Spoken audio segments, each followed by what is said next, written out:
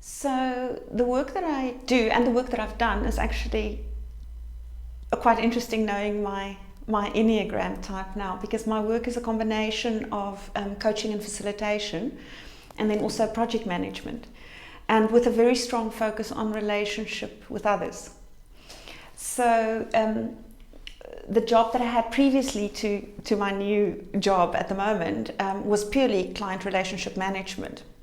And I always used to be very proud of my ability to build relationships and to keep relationships and to do well at that part. And I guess the way it's linked, it's about the two's very, very strong focus on relationship, and also wanting to serve the need of others. So often as a two, I find that I'm more attuned with other people's needs than with my own.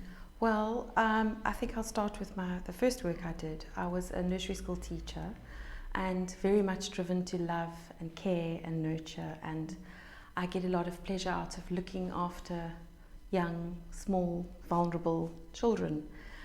From nursery school teaching, I went on to psychology, where I studied psychology, and I currently work at a school as a school psychologist. So my work involves nurturing and loving, caring and looking after children and staff, and whoever's there and whoever needs me, I'm available for them. I think feelings play a very strong and integral part of my life as a two. It's interesting, and probably more so other people's feelings than my own. So they sometimes say about twos, and I can definitely relate to that, is that we know other people's feelings before they do. So I'm very attuned to people's feelings. I also feel my feelings in my body. So yeah, in the heart center. The way I speak, a lot of things, it will be I feel like this. Even when I make decisions, it comes from that heart space. So my whole world there's a lot of feeling in there. And even in the coaching space, I've experienced, especially when I was still training, that I can feel and sense other people's feelings. So I'd often experience that feeling what they're feeling in the space, in the room. And I think it's because of the feeling antenna that are so strong and so out there. Well, I think for me, what I've had to learn being an Enneagram 2 is that I could actually burn myself out caring and loving for people. So, my own needs and my own feelings will be put on the back burner because I'll be so focused on everybody else and how they're doing and so worried about them. So I suppose I have a tendency to sort of put my own feelings aside and care for others first. In my family, it comes across quite strongly, where often the one where the two comes out, where I orchestrate and organize things in the family. So for me, it's very important, the relationship. I'm a middle child of 3 daughters, and yet I'm the one who's always the one organizing things, bringing people together, and where the relationship is important to me. It's also interesting because sometimes when the plans don't always go the way I want it to go, then there's disappointment and there's feeling unloved and resentment that comes with that. I guess when I look back at it, then I know that it was my needs to actually, orchestrate what I wanted to orchestrate. And if everyone doesn't fall in with those plans, then sometimes that's a bit of a challenge. And I suppose one of the most defining features of my life is that I had a relation. When I was 15, I met a very sad boy, and I was so attracted to him. And I spent 7 years of my life caring and nurturing and trying to love him. Unsuccessfully, and I suppose without realizing that he was very angry and quite abusive, I carried on. So I suppose that's the downside of being a 2, that you can get drawn into over-loving, over-nurturing and over-caring.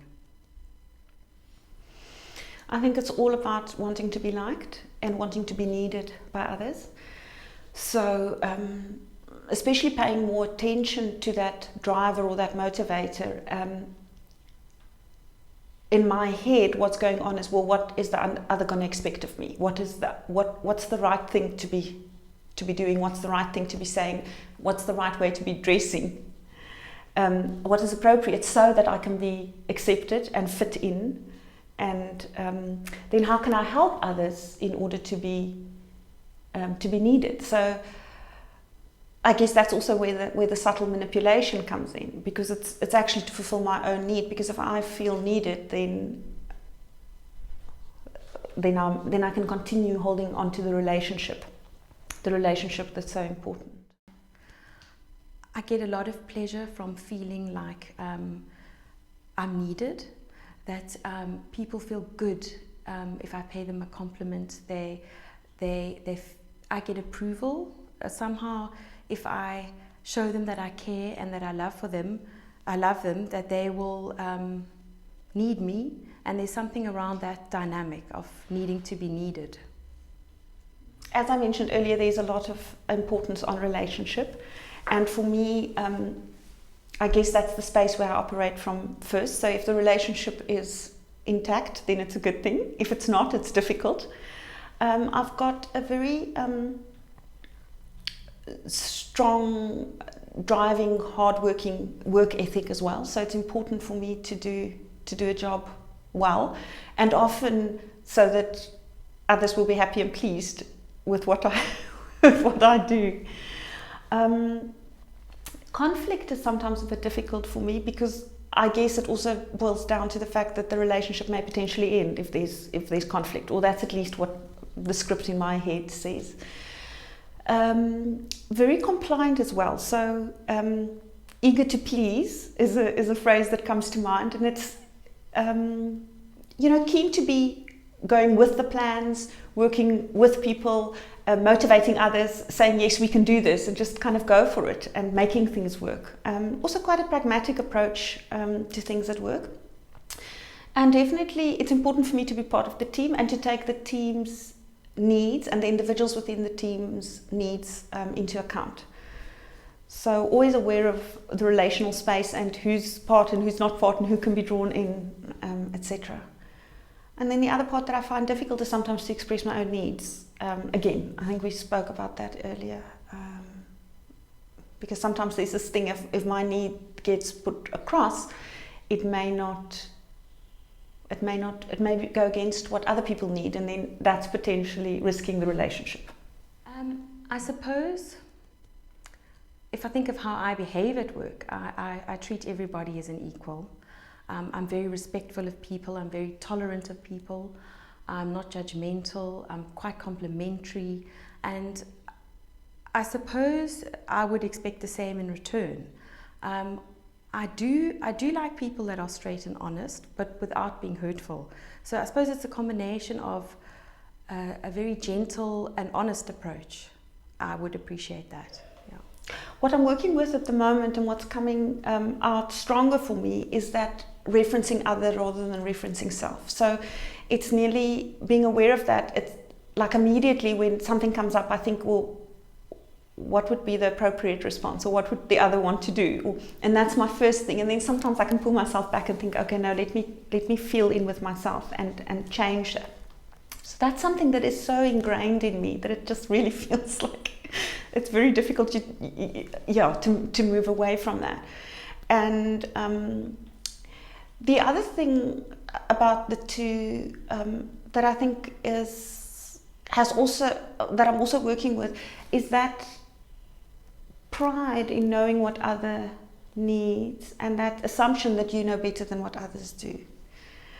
And then also realizing that, sometimes it's a moving away of the authentic self in order to please.